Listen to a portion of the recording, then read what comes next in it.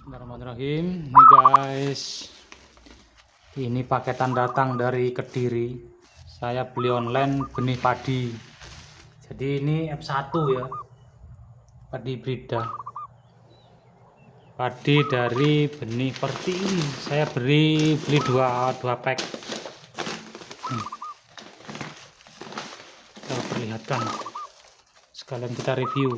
Jadi tahun kemarin saya tanam ini bagus. Ini tanam lagi. Saya beli 2 kampil, berarti 10 kilo.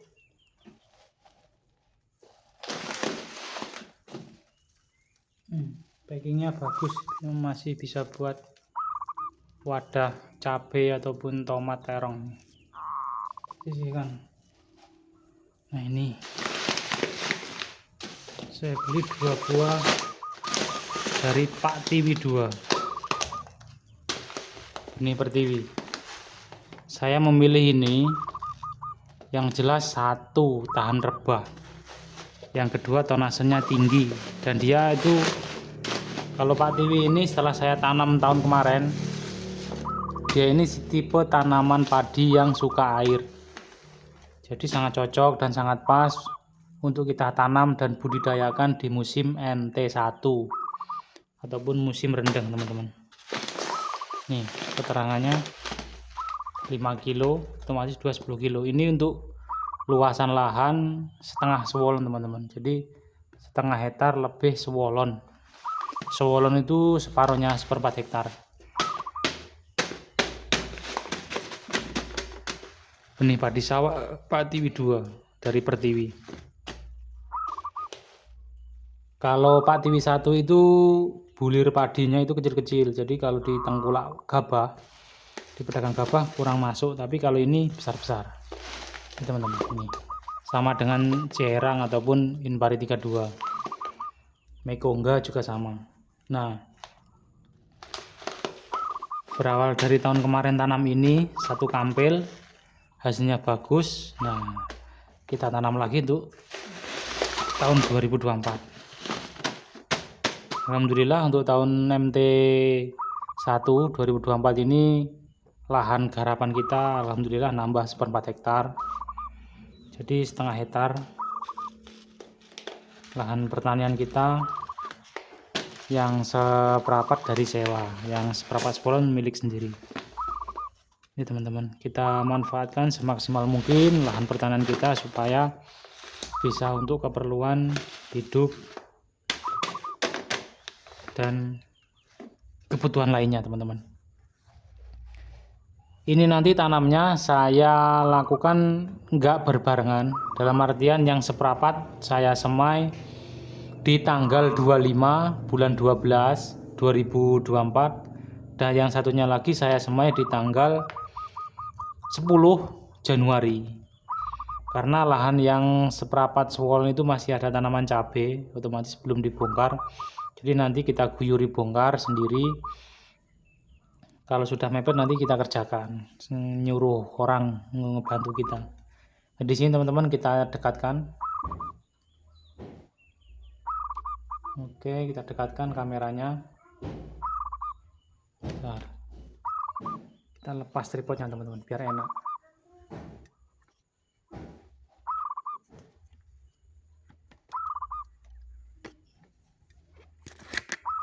Teman-teman.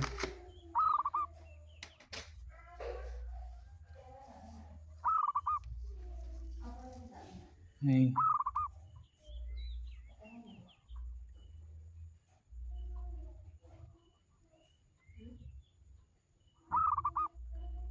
Ini keterangannya sudah lengkap, persiapan lahan. Jadi dijelaskan dari awal sampai akhir. Kebutuhan benih 20-25 per hektar. Perendaman, ya nanti saya rendam seperti tahun kemarin.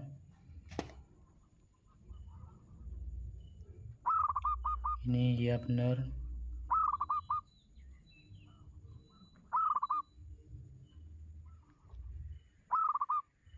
Jadi tahun kemarin saya lakukan sesuai SOP ini, tapi untuk pupuknya saya modifikasi disesuaikan dengan yang saya punyai.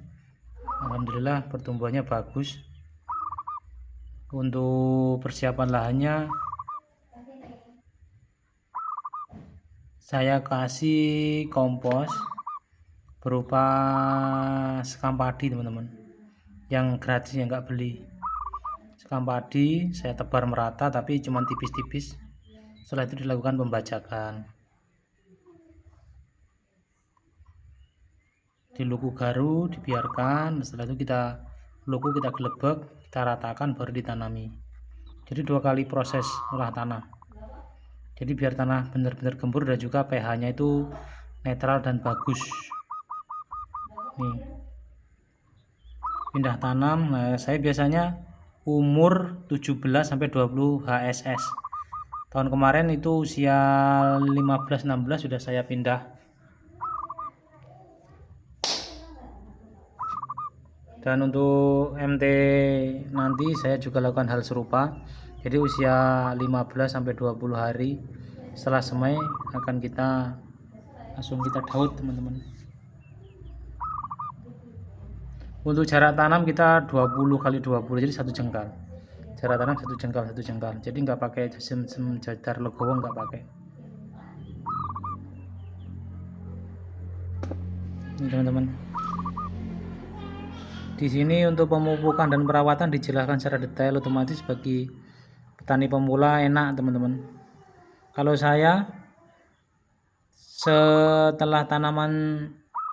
setelah luku garu yang kedua, saya tebar biasanya itu fosfat sebagai dasaran. Setelah fosfat tebar, baru kita benih, kita tanam.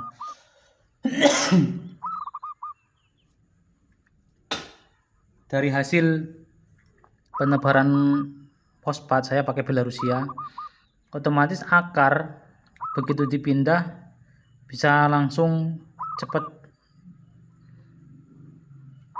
Dari stresnya juga lama teman-teman, jadi cepat ngelilir bahasa sini, cepat hijau. Setelah itu baru usia seminggu kita pupuk lagi pakai kandungan NPK. Ini rencananya nanti kita pupuk 3 kali, yang terakhir kita pakai KCL. Pupuk pertama sebagai pupuk dasar sebelum ada tanamannya, kita sebar PK Belarusia. Nah, pupuk pertama, pupuk kedua setelah tanam, ataupun pupuk pertama setelah tanam itu kita pakai nitrogen sama fosfat. Yang kedua nitrogen juga sama fosfat. Yang ketiga baru kita cuma pakai KCL. Di sini sudah ada teman-teman. Pemupukan dasar 5 hari setelah tanam. Dosisnya juga dijelaskan di sini, NPK 15-15, yang lebih murah dibanding NPK 16. Ponska Plus yang jelas, bukan Ponska subsidi. Kalau saya cuma pakai Belarusia sama Nitrea. Pupukan kedua di sini usia 25 HST sama NPK sama urea. Pemupukan ketiga ini teman-teman,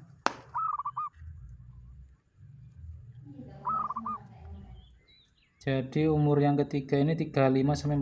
Kalau saya biasanya 40 HST, kita kasih cuman KCL.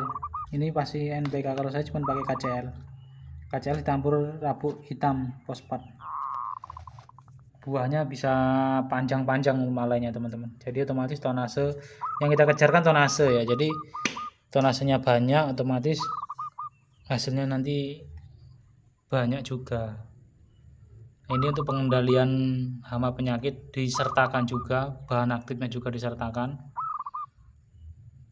Keong emas, penggerek batang, hama putih susu, putih palsu, warang batang coklat, walang sangit,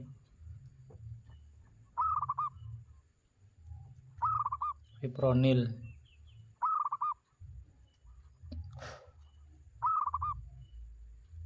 awar bakteri tugro. Kalau untuk pertiwi ini lebih ke 120 HST teman, kalau di tempat saya. Dia dibanding cerang ataupun Inpari 32 itu lebih lama ini, karena dia malahnya panjang, tonasenya hampir sama bobot beratnya dengan Inpari 32 katanya. Soalnya saya sendiri belum pernah tanam Inpari 32. Kalau Serang pernah, Serang 77 kemarin saya tanam.